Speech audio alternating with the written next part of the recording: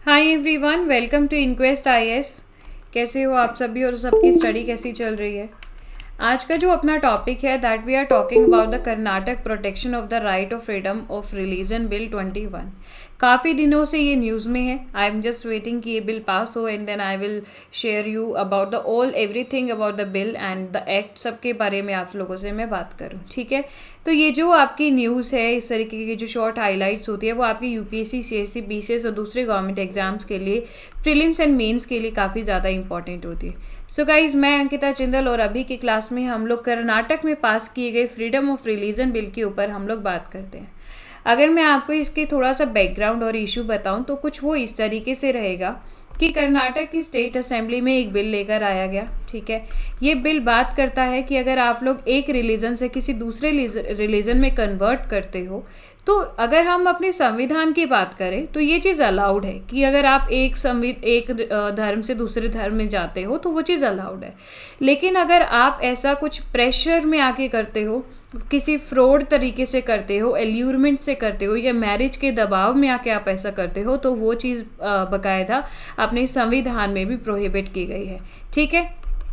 यही सेम चीज़ जो है वो कर्नाटक के बिल के अंदर लेकर आई गई कि भाई अगर आप अपने बिल को कन्वर्ट कराते हो फ्रॉम मतलब आप अपना रिलीजन कन्वर्ट करते हो from one two the another, हालांकि वो चीज़ अलाउड है, लेकिन बिल में प्रॉपरली लिख दिया गया है कि अगर आप ऐसा मिस रिप्रेजेंटेशन से करते हो, आप फोर्स से करते हो, फ्रॉड से करते हो, एल्यूरमेंट से करते हो, या मैरिज के थ्रू ऐसा प्रेशर में आके करते हो, तो वो चीज़ जो है वो डेफिनेटली यहाँ पे गलत रहेगी।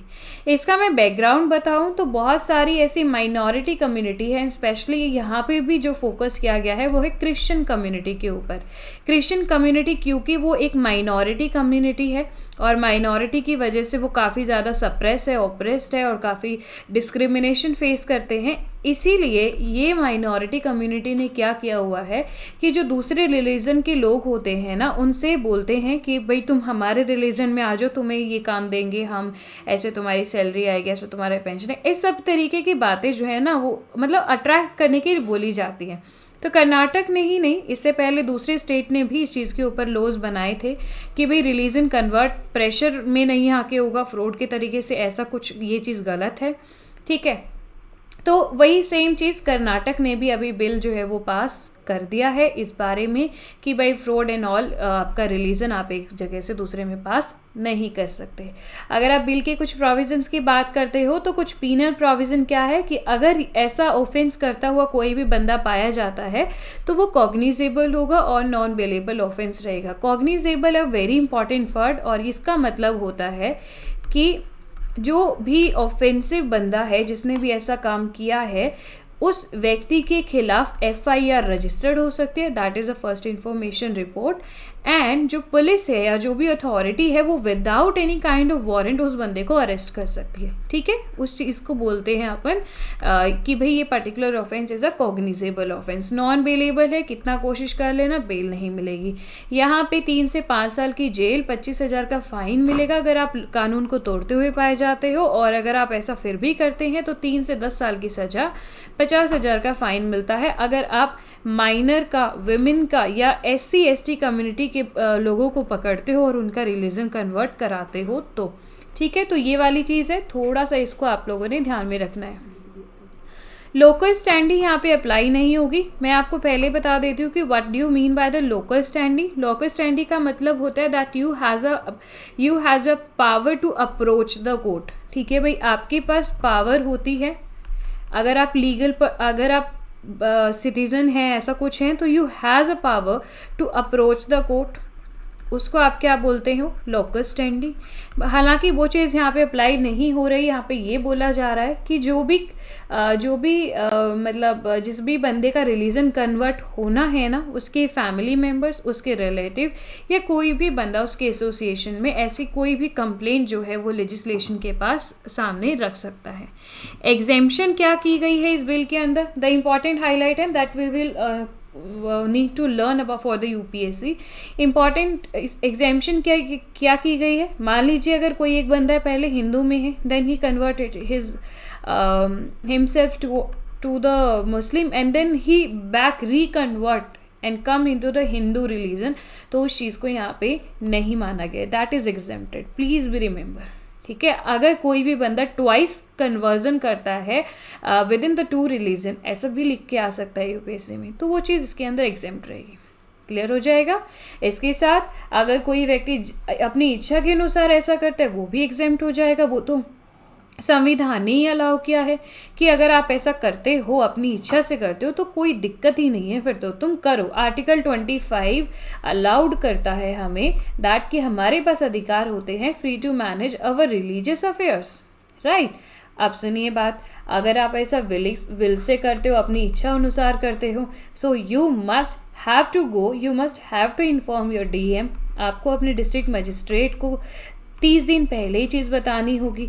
बाकायदा 30 जो डीएम साहब हैं वो पुलिस की मदद से आपके इंटेंट, आपका इरादा जानेंगे कि भाई क्या इरादा है, and if you found that all is okay, तो आपका कन्वर्जन के लिए वो परमिशन देंगे। अगर आप डीएम को अलाउ इन्फॉर्म नहीं करते हो तो इस तरीके का कन्वर्जन डिक्लेयर्ड नल और वॉइड जो है वो कर दिया जाएगा। ठीक है, फिर केस होना है, फिर पेनल्टी लगनी है, वो सब चीज़ें होंगी, राइट। अगर हम लोग anti conversion laws in India की बात करें तो संविधान के अंदर आर्टिकल 25 से लेके 28 तक कुछ हमें फ्रीडम ऑफ रिलीजन के अधिकार दिए गए हैं, जो कि अपने फंडामेंटल राइट्स हैं। और बोला क्या है कि भाई हमें अपने धर्म को चलाना बनाना, उसके लिए वर्शिप करना और किसी भी तरीके से वर्शिप करना बाकायदा हमें अलाउड है, हम ऐसा कर सकते हैं। But there are the some exemption कि you have to be maintain the public order, you have to maintain public order, you have to follow the guidelines given by the central और the state legislation and और any other authority. Morality आपको exempt हो सकती है और health के ऊपर भी जो है वो सब्जेक्टेड हो सकता है। ठीक है, सो आर्टिकल 25 कहता है, फ्रीडम देता है कि आप प्रोफेस कर सकते हो, विचार मतलब कैसे भी प्रोपिगेट कर सकते हो या अपने रिलीजन को प्रैक्टिस कर सकते हो। हर एक रिलीजन, ये एक वर्ड इंपॉर्टेंट है कि हम लोगों ने हर रिलीजन को यहाँ पे अलाउ किया है, और ये भी शो करता है that we are a secular country where the all religion are equal, है ना। इसीलिए तो बोला है कि ऑल रिलीजन सेक्शन मैनेज कर सकते हैं अपने affair in matter of the religion, but ये कुछ सब्जेक्ट यहाँ पे रहेंगे। फाइन, अब एग्जाम्पल के लिए कोविड का टाइम लेते हैं हम लोग, है ना। अब कोविड के टाइम पे सारे मंदिर सब बंद हो गए थे। अब अगर आपको भी मुझे तो वर्शिप करनी है, मुझे तो मंदिर जाना है, ये लेके आप लोग सीधा सुप्रीम कोर्ट चले जाओ, लेकिन वहाँ पे लिख दिया कि हेल्थ से रिलेटेड ऐसा कोई भी चीज़ है, पब्लिक ऑर्डर को मेंटेन करने के लिए इसको बंद करना पड़ेगा। ठीक है, तो in that particular case you could not go to the supreme court. Simple, अगर आपके क्षेत्र में कोई ऐसा सीएम है जो कि तानाशाही करते हैं और कहते हैं कि भाई मैं किसी भी मुस्लिम को वर्शिप नहीं करने दूंगा, ऐसा कुछ है, तो सुप्रीम कोर्ट के दरवाजे आपके लिए खुले हैं। हाई कोर्ट के अंडर द आर्टिकल 226 और सुप्रीम कोर्ट के 332 के दरवाजे खुले हैं। समझे बात को। किसी भी बंदे को किसी भी तरीके का फोर्स नहीं करा जाएगा किसी भी बिलीफ के लिए, और किसी भी बंदे को उसकी रिलीजन के खिलाफ जाने की बात नहीं कही जाएगी। आप हिंदू हैं, you are not getting the non veg food, you could not be force to get that food. तो वो बंदा अगर आपको फोर्स करता है नॉन वेज के लिए, तो definitely you can put a case against him. ठीक है, चलिए अब बात आती है कि क्या इससे पहले भी कोई लेजिस्लेशन अपने संविधान में है क्या। बात देखें तो कोई केंद्रीय लेवल पे कोई लेजिस्लेशन फिलहाल तक तो नहीं था जो कि रिलीजन कन्वर्ट को प्रोहिबिट करता हो या रिस्ट्रिक्ट करता हो। हालांकि 1954 में एक प्राइवेट मेंबर बिल ज़रूर लेकर आया गया था, लेकिन खास पास नहीं हुआ था। 2015 की बात करें तो लॉ मिनिस्ट्री ने भी लगाया था, बट पार्लियामेंट ने उस पर कोई खास कानून जो है वो नहीं बनाया था, कोई भी ऐसा लेजिस्लेटिव चीज़ नहीं थी। ठीक है, तो कई सारे स्टेट ने ये चीज़ अलाउ कर दी that you have a freedom of religion, वो चीज़ अलाउ ज़रूर करी है। अगर आप लोग धर्म का मतलब आपको चुनने का अधिकार है, बट अगर आप फोर्स फ्रॉड इंड्यूसमेंट से करते हो तो वो चीज़ मना की गई है। ये चीज़ जो है वो डेफिनेटली बोली है, बट सेंट्रल लेवल पे कोई भी लेजिस्लेशन ऐसा नहीं है, ये वर्ड थोड़ा याद रख लेना। अब एंटी कन्वर्जन के लिए भाई डिबेट्स भी बहुत सारी हुई। अगर इतना ही अच्छा बिल था तो फिर अपोजिशन ने क्यों बातें उठाई, क्यों इसमें इतनी देरी लगी, क्यों नहीं इसको सीधा चलने दिया, और क्यों नहीं केंद्र में ये बात अभी तक कोई कानून बना, ऐसा क्यों नहीं हुआ? बिकॉज अपोजिशन तो भैया हर चीज़ में टांग अड़ाती ही है। तो let's have a look on the same. अब पहली बात, अपोजिशन का कहना ये है कि जो तुमने टर्मिनोलॉजी इस्तेमाल की है ना कि भैया ल्योरमेंट फ्रॉड एंड ऑल, ये टर्मिनोलॉजी है, ये बहुत ही वेग सी लगती है, ये बकवास सी लगती है, तुमने इसका कुछ अनिश्चित नहीं है। आप फ्रॉड से क्या मतलब कहना चाहते हो, फोर्स से क्या मतलब है, यानी कि उस चीज़ को अनिश्चित बताते हुए बात की है, और इसका एक अच्छा खासा मिसयूज़ हो सकता है। आप सामने वाले को फोर्स से या फ्रॉड से उसका रिलीजन कन्वर्ट करा सकते हो और फिर भी केस फाइल नहीं होगा। इस तरीके का मिसयूज जो है वो हो सकता है। राइट और नॉट? राइट और नॉट? अब अगर बात की गई है कि एक फैमिली मेंबर ही उसके खिलाफ शिकायत कर सकता है, ऐसा कुछ है, तो एक बात बताइए ना, अगर आप एक गर्ल हो, आप हिंदू में हो और आप मुस्लिम में आपकी शादी होती है, ठीक है, तो आपकी हिंदू वाले भी अलाउड है, मुस्लिम भी है, but you are not doing, मतलब आप एग्री नहीं हो उस चीज़ के लिए मुस्लिम में कन्वर्ट करने के लिए अपने रिलीजन को, देन आप केस फाइल करोगी? Obviously not. मुस्लिम वाले तो वैसे नहीं कहेंगे आपको, हिंदू वाले आपकी एग्री हैं उस सब चीज़ों से एंड ऑल, मतलब, या फिर आप हिंदू से सब नाता तोड़ के आए हो, तो आप क्या करोगे? तो इस तरीके का मिसयूज़ यहाँ पे हो सकता है। तो ये बात अपोजिशन का कुछ कहना है कि भाई जो वर्ड्स है ना वो अनक्लियर हैं, उसमें संभावना है एम्बिग्यूटीज़ की। एम्बिग्यूटी का मतलब होता है जब एक बात के कई मतलब निकल सके, अस्पष्ट चीज़ें हो तो वो चीज़ होती है। और यहाँ पे रिलीजियस फ्रीडम को प्रोटेक्ट करने के भी बियॉन्ड जाके बात जो है वो गवर्नमेंट ने की है। एंटीथेटिकल टू माइनॉरिटीज़, माइनॉरिटी जैसे कि क्रिश्चियनिटी की बात करें तो उनको फोकस करके ये कानून जो है वो बनाया गया है, जैसे मैंने आपको शुरुआत में ही बोल दिया क्लास के। और वो एक ब्रॉड लैंग्वेज यहाँ पे प्रोहिबिटिव लेजिस्लेशन में इस्तेमाल की गई है ऑफिशियल्स के द्वारा, और ये जो चीज़ है वो ओप्रेस करता है और डिस्क्रिमिनेट करता है against the minority which is not allowed under the constitution of India.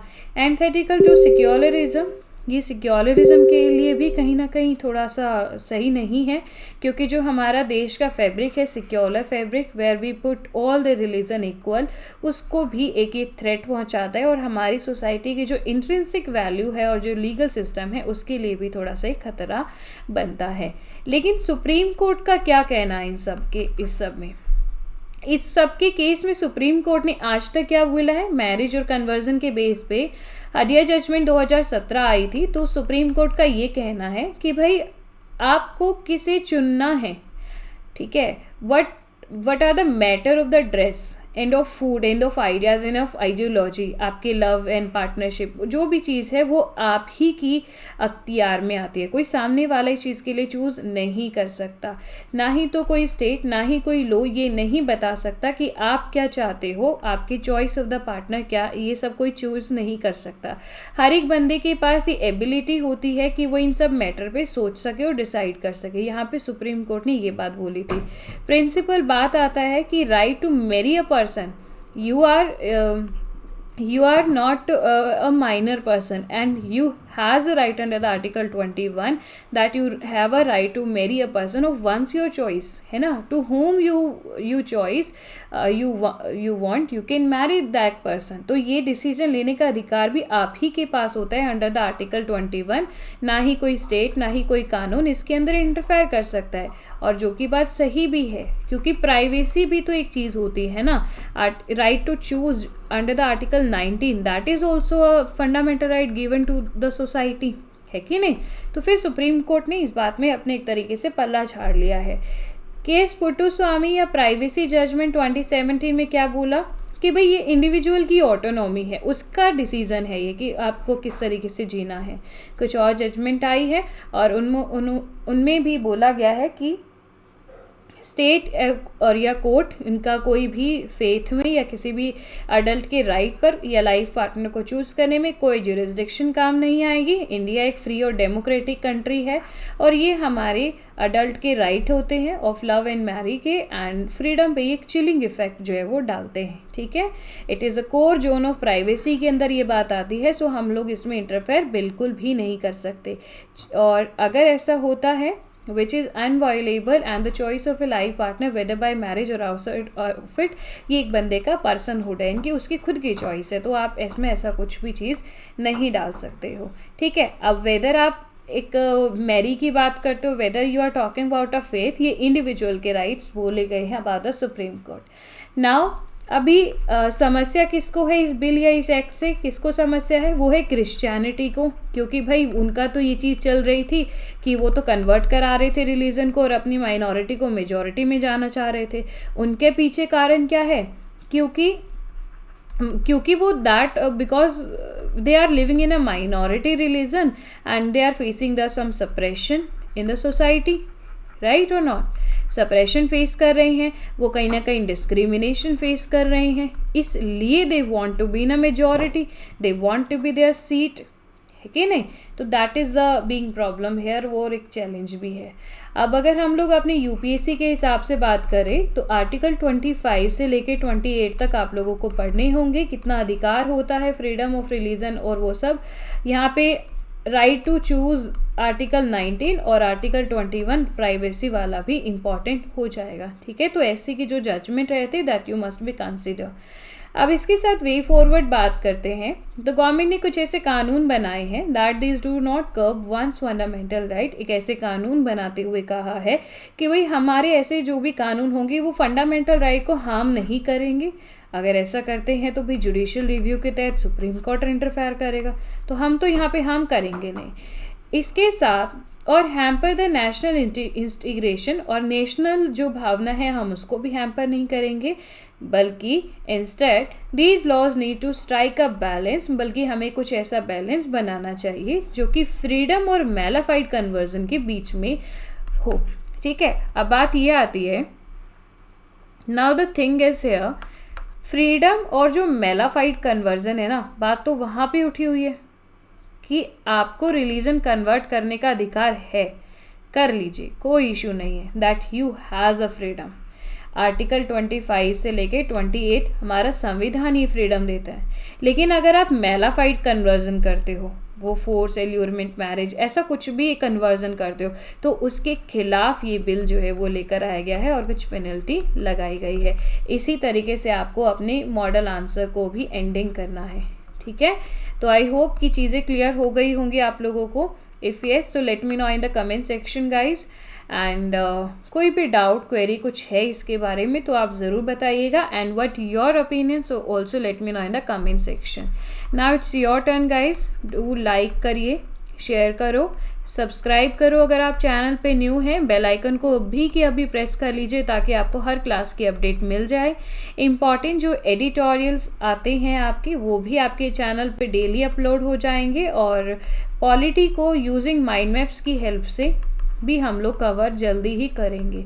Winter session में जितने भी इम्पॉर्टेंट बिल आए हैं, जो भी पास हुए हैं that is relevant for the UPSC, वो भी आप लोगों के अभी बहुत ही जल्दी कवर हो जाएंगे। तो जल्दी से सब्सक्राइब कर लीजिए। Thank you so much.